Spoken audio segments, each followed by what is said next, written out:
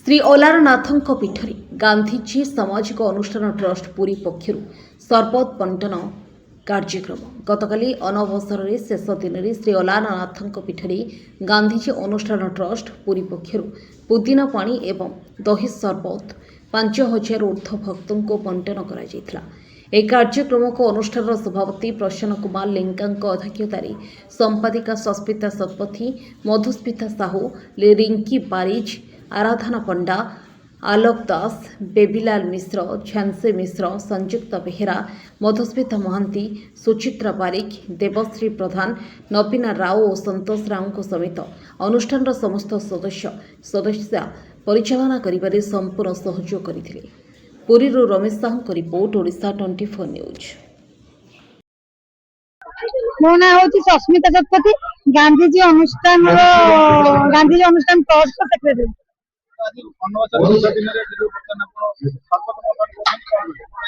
जे आज आमको अलारनाथ देवंकर हूँ सर्बत बंटन सुजोग मिल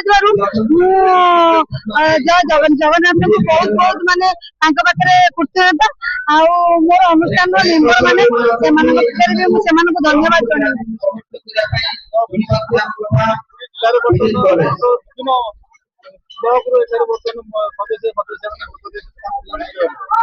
मुझे बहुत भलरे आसिक माने श्रृंखलार सह दर्शन करूँ सर्बत पिंतु तार समस्त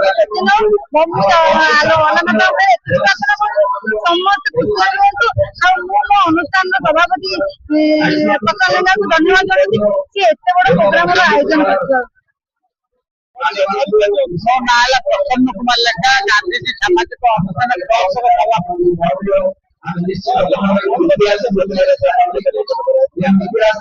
आज अल्लाह पाखक आसु भक्त माने समागम होती जगन्नाथ महाप्रभुंर कार्यक्रम तेणु से सेवा मनोवृत्ति रखी अनुष्ठान तरफ आम आज आसिक सेवा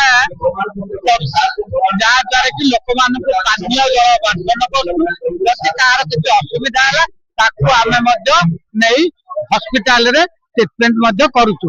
आम पाखे आमर जड़े सभानेत्री अच्छा अनुष्ठान मुख्य जड़े अच्छा रिंकी माँ से आगुरी आम अनुष्ठान बर्तमान भी अच्छा से आमर मुख्य अच्छा